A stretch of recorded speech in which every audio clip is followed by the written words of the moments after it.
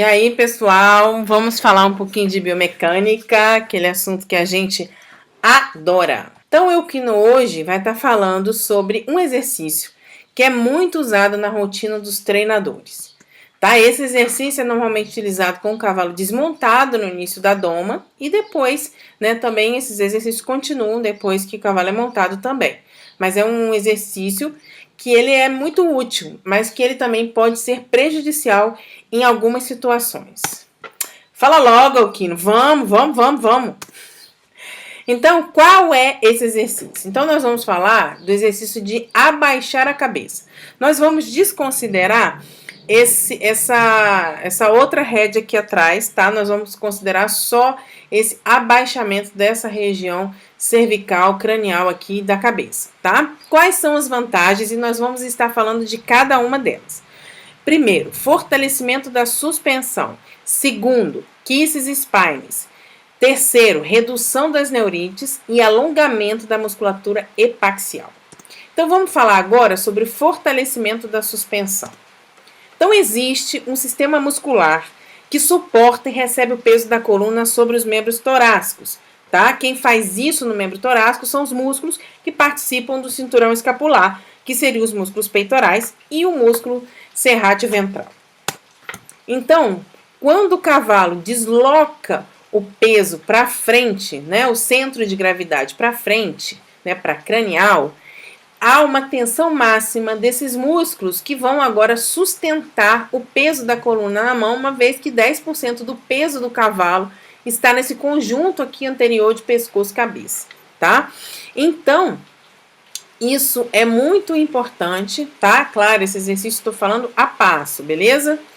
Por quê? Vocês lembram daquele vídeo que eu fiz aí no YouTube para vocês, para mostrar o sistema de suspensão, né?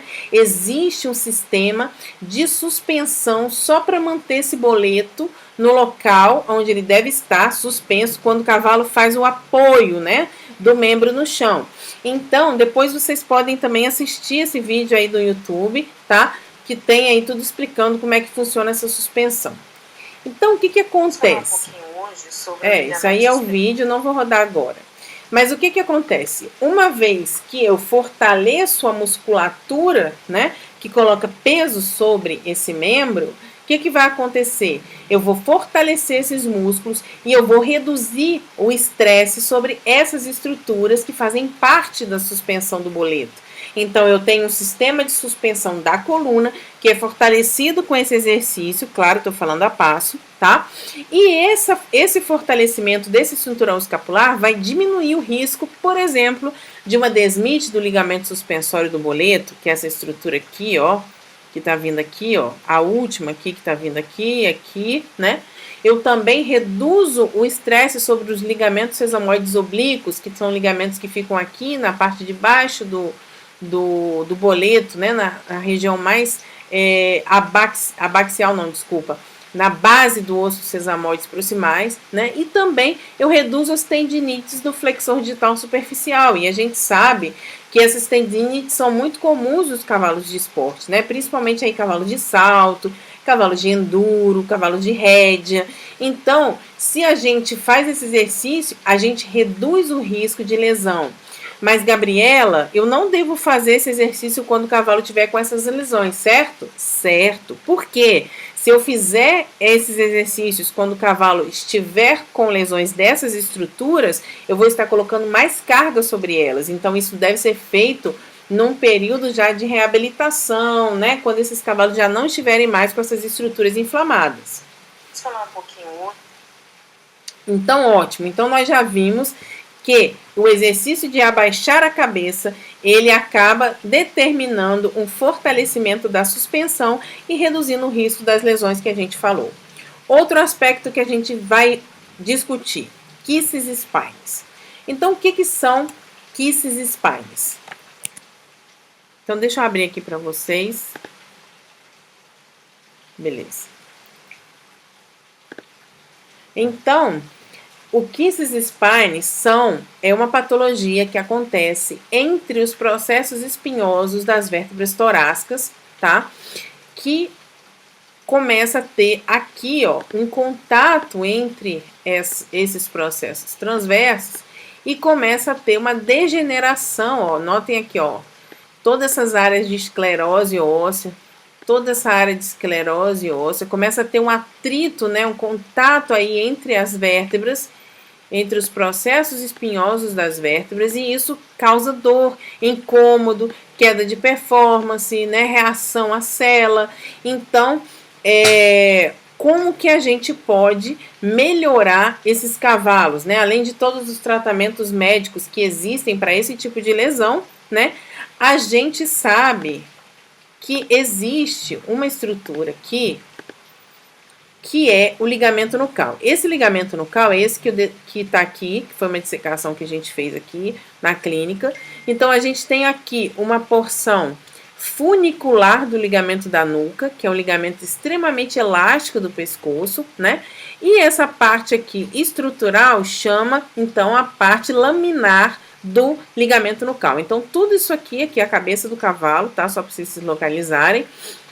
Aqui seria a porção funicular do ligamento da nuca, vejam como ele é elástico, e essa parte laminar do ligamento nucal. Esse ligamento nucal, então, ele vem daqui da região do pescoço e vai até mais ou menos T1 e T2, onde ele se continua como ligamento supraespinhoso. E esse ligamento supraespinhoso, na região da articulação lombosacra, né, de L6 com S1, ele passa a se chamar, então, de ligamento sacro-ciático dorsal.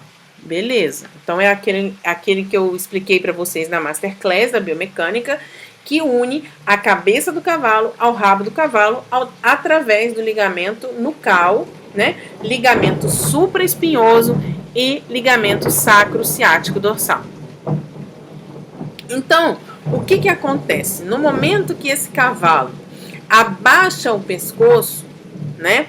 Existe uma separação desses processos, né? Porque o ligamento nucal, o que ele vai fazer? Ele vai abrir esses processos espinhosos. Então, como é o atrito, né? Então, vamos supor que aqui eu tenho um processo, aqui eu tenho outro processo, aqui eu tenho outro processo. Então, no momento que esse ligamento nucal ele está tensionado, porque o cavalo abaixou a cabeça, o cavalo flexionou o pescoço, esse ligamento vai tracionar esses processos espinhosos, deixando eles mais separados. E isso facilita muito, porque a dor, ela vem exatamente do contato e do atrito.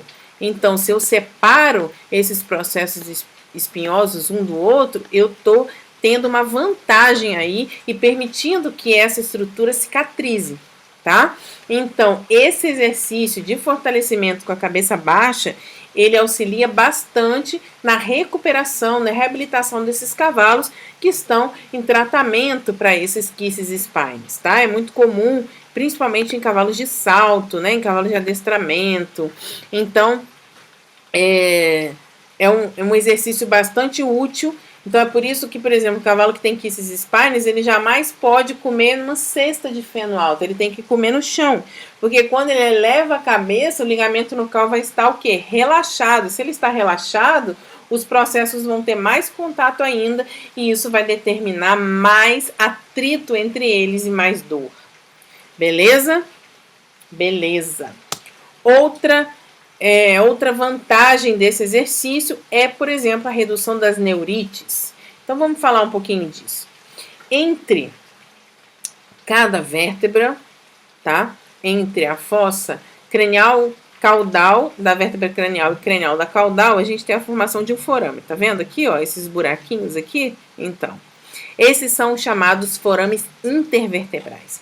Desses forames intervertebrais, a gente tem a saída dos nervos, das raízes nervosas, dos nervos cranianos, que vão formar o plexo braquial, que é o plexo que inerva todo o membro torácico, por exemplo, aqui. Então, aqui eu tenho a coluna cervical caudal e a torácica cranial. Então, aqui eu teria C7, T1, T2, T3, né? E aí, nesses, então, por exemplo, aqui, ó, nervo músculo cutâneo, nervo mediano, nervo radial, nervo ulnar, e a gente sabe que, por exemplo, toda a inervação do dedo, né, do carpo para baixo, ela é feita de quem? Do ulnar e do mediano. Então, sai dessa região desses forames, tá? Então, o que que acontece? Quando esse cavalo, ele abaixa o pescoço, há uma maior abertura desses forames. Então, é como se esses forames ficassem maiores do que o normal no momento que o cavalo, ele realmente abaixa o pescoço. Então, estou exagerando aqui, mas é mais ou menos isso aqui. É como se os forames se abrissem no momento em que esse cavalo abaixa o pescoço. Então, às vezes, o cavalo tem uma perda de protração, às vezes o cavalo tem uma dificuldade, né? Tem uma claudicação de membro torácico, uma vez que a gente sabe que essas radiculopatias, elas podem causar claudicação, quer dizer, manqueira do membro torácico. E se eu faço esse exercício, eu aumento o espaço, né, e junto com o tratamento médico, eu posso propiciar, então, uma cicatrização desses nervos que estão inflamados, né, uma redução dessa neurite. Então, é um exercício muito bacana também nesse sentido, tá? E aí, a última vantagem desse exercício seria o alongamento da musculatura epaxial. Então, o que que é isso, né? A gente sabe que a musculatura epaxial é a musculatura que ela fica na parte de cima da coluna. Então, se eu fizer um desenho aqui para vocês rapidinho, né? Então, eu vou desenhar aqui como se fosse uma hemivértebra. Então, aqui eu tenho um processo espinhoso, aqui eu tenho as facetas articulares, aqui eu tenho o processo transverso da vértebra, aqui eu tenho o corpo vertebral, tá? Então, aqui eu tô fazendo tipo um desenho de uma hemivértebra, metade de uma vértebra, tá? Onde aqui estaria o disco intervertebral, né?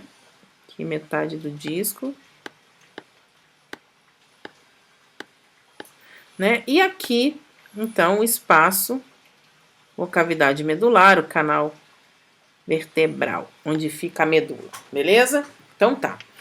Então, nessa região de cima, a gente tem músculos. Isso aqui é uma vértebra lombar, tá? Tô desenhando ela porque ela é maior, então fica mais fácil da gente visualizar. Então, aqui eu tenho músculos que ficam nessa região aqui, dorsal, né, ao processo transverso, e eles são chamados de músculos epaxiais, tá? Esses músculos, eles são responsáveis por quê? Pela extensão da coluna toracolombar. Então, quando o cavalo estende, ele eleva a cabeça, eleva o tronco, tá? Então, isso é uma ação dos músculos epaxiais, beleza? Então, se esse cavalo, ele consegue ter o maior alongamento desses músculos epaxiais, olha o que vai acontecer. No momento que esse cavalo for executar essa manobra de um esbarro, né, uma parada, ele, quanto mais alongada essa musculatura, esse aqui ficou muito grosso, espera aí. Vamos usar uma canetinha mais light. Então, quanto mais alongada for essa musculatura, maior a capacidade desse cavalo de engajar. Então, o fortalecimento dessa musculatura em contração excêntrica, ou seja, contração de alongamento, mais facilidade, né, eu vou ter de engajamento, mais contração abdominal eu terei, que é um músculo também que ajuda aqui na flexão da coluna. Então, esse é um exercício extremamente importante em vários esportes. Então, vários esportes a gente precisa de um cavalo engajado, né? Um cavalo que está debaixo da massa corporal, um cavalo que consegue ativar a musculatura abdominal para facilitar o movimento, né? Para aumentar a eficiência desses membros posteriores. Então, esse também é um exercício que permite ao cavalo alongar toda essa musculatura epaxial, desde a coluna cervical e a coluna toracolombar, né? Fazendo com que ele tenha muito maior eficiência do engajamento. Então, esse exercício é um exercício muito, muito, muito bacana. E quais seriam, então, Gabriela, as desvantagens que você falou? Duas situações. Lembra que a gente comentou que o ligamento no cálcio continuava como ligamento? Então, vem da cabeça do cavalo, a gente tem o ligamento no cal. Vem aqui, passa aqui, e depois ele se continuaria como ligamento supraespinhoso, certo? Lembra que eu falei? Mas só que aqui eu estou fazendo antes. Ele começa lá em T2, mais ou menos. T2, T3, ele começa. Então, o que eu vou fazer? Se esse cavalo tiver uma desmite do ligamento supraespinhoso, que é uma coisa que acontece, às vezes por uma célula mal posicionada, às vezes, né, por um excesso de peso, né, um traumatismo na região, pode acontecer essas desmites, ou seja, essas inflamações do ligamento supraespinhoso. Então, se esse cavalo tem uma inflamação, eu comentei com vocês, ó, na hora que o cavalo abaixa a cabeça, ele tensiona esse ligamento, né? Então, se ele tem uma inflamação desse ligamento, a gente não quer que ele se tensione, a gente quer que ele se relaxe, né? Então, não pode fazer esse tipo de exercício quando a gente tem uma desmite do ligamento supraespinhoso. Da mesma forma, entre as vértebras, entre o corpo das vértebras, a gente tem uma estrutura muito importante de estabilização, que seria o disco intervertebral. Então, ele fica aqui, ó, como se fosse aqui na cabeça da vértebra, aqui, os discos intervertebrais. Então, quando a gente faz o exercício de flexão, né? Então, a flexão, ela produz uma tensão dorsal dos discos intervertebrais. Então, se esse cavalo tem uma discopatia, não é uma coisa comum, tá? Não é uma coisa que acontece com muita frequência, mas pode acontecer. E se acontecer, esse exercício ele vai ser contraindicado, porque quando esse cavalo flexionar a coluna, né, a gente vai ter muito mais tensão na região dorsal do ligamento, e aí sobrecarregando, né, ainda mais esse disco intervertebral. Então, seriam essas as situações, né, tanto de vantagem quanto de desvantagens desse exercício de fortalecimento. Então, gente, muito obrigada. O Elquino está dizendo aí, ó, até a próxima. Tchau, obrigada!